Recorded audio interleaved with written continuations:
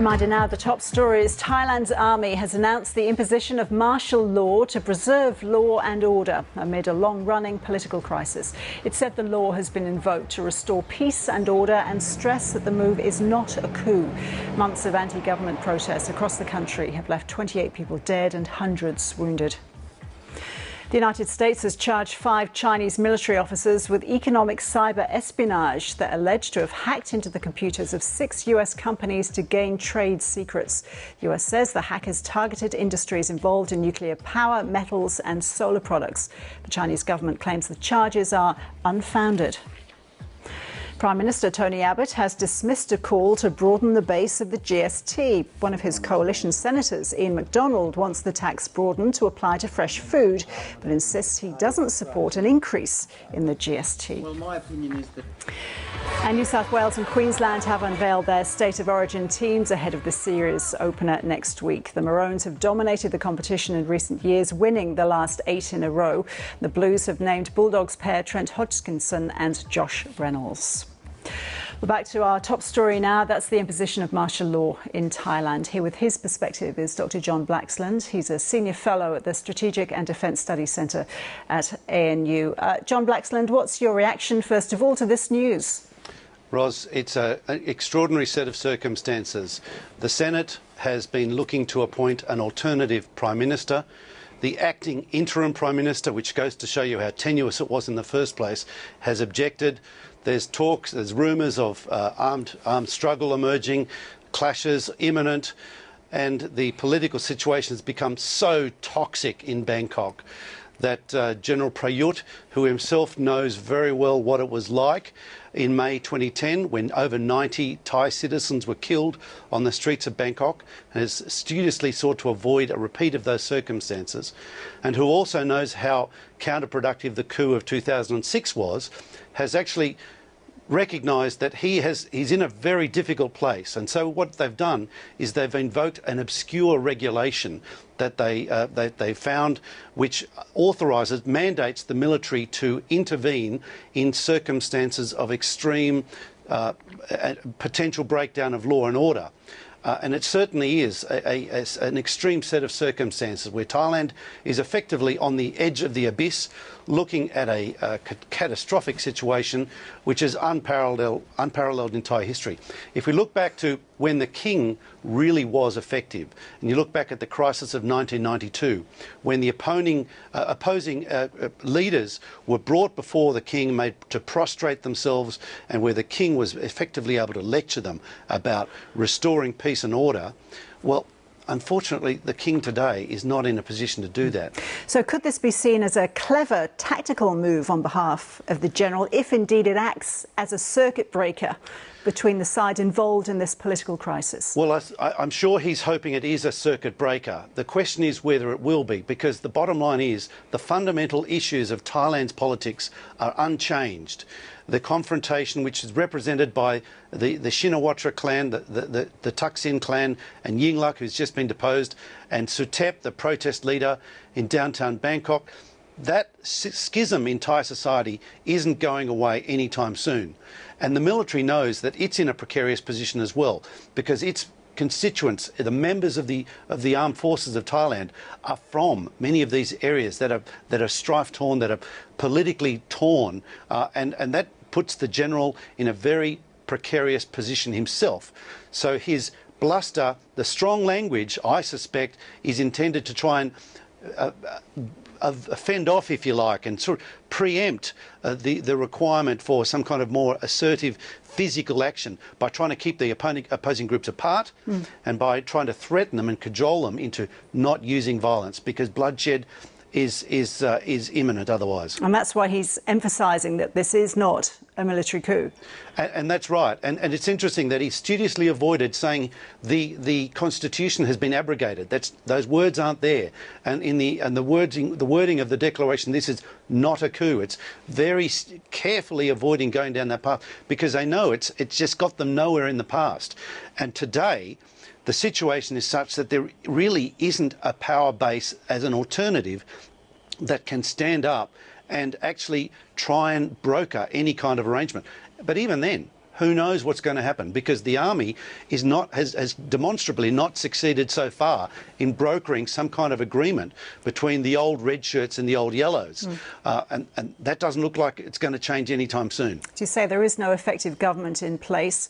What seems to be key, and what our correspondent in Bangkok was saying, is the reaction of the red shirts, the pro-government supporters. What's your best guess as to how that will go? Well, I think they will continue to protest. They know, however, that the army is poised to act against them. We have to remember the army is an establishment institution. This is one of the key institutions of state that has on the higher level, it has a inclination towards the Suthep camp. But it has exercised restraint and has repeatedly told Suthep and his followers that it's not backing them. So its inclination is that way, but it's trying to maintain a line between camps, and it's an almost impossible position to maintain in the long run. Dr. John Blaxland, thank you. My pleasure. Look, it's a very fine line, but I think there is in this particular instance, and it has to do with the extraordinary set of circumstances we're facing at the moment in Thailand, where the Senate has been seeking to appoint its own Prime Minister instead of the acting interim Prime Minister. And the Chief of the Army, General Prayut, has, in reading his own interpretation of the Constitution and his authorities, is acting in a situation where he sees a breakdown of law and order. So it's an extraordinary set of circumstances. The politics of Bangkok have got so toxic, so draconian is the situation that he's really felt he had no viable option. This is the man who has, for the last couple of years, studiously avoided going down this path. He is the man who knows and has a very clear picture in his mind of the legacy of May 1990, when over 90 people were killed on the streets of Bangkok. He knows that Thailand has come essentially, in his view, to what is really a tipping point. That there's the potential for the breakdown of law and order has come where essentially no one is in charge in Parliament.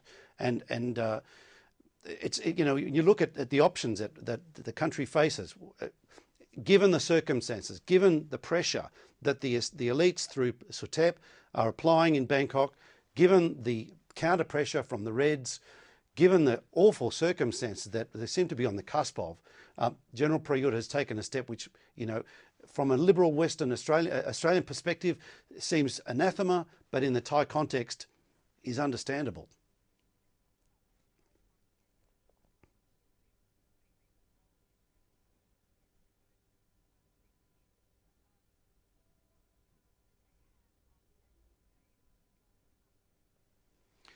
Well, look, it's really hard to say, because what we're talking about here is a potential breathing space for some kind of meeting of minds to emerge. But we've got such brinkmanship going on in Thailand at the moment between the pro-Thaksin red shirts and the elite-backed Suthep supporters, the protesters that have been clogging up Bangkok for the last 6 months. It's so fraught. There really isn't much of an alternative being presented. And I don't think that General Prayut really has a clear plan. I think what he's really trying to do is simply avoid bloodshed at this stage, because we're really looking at the abyss.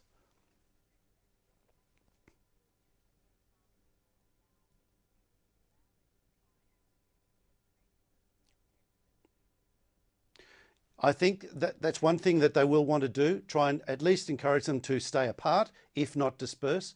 They will be looking probably to get them to disperse. But there, of course, is always the risk, if you go down that path, of triggering the very violence and bloodshed that he appears to be wanting to try and avoid. So I don't know that that's really necessarily going to solve things. What we've got here is a situation where the police and military need to work hand in glove. Now, I understand the police have remained in their headquarters, and they've essentially relinquished responsibility on the streets to the military.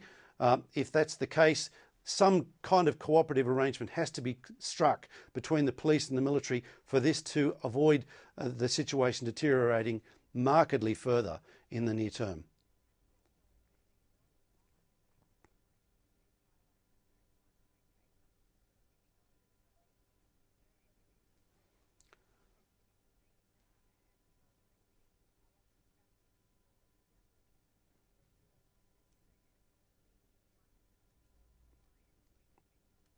Well, this is the real problem.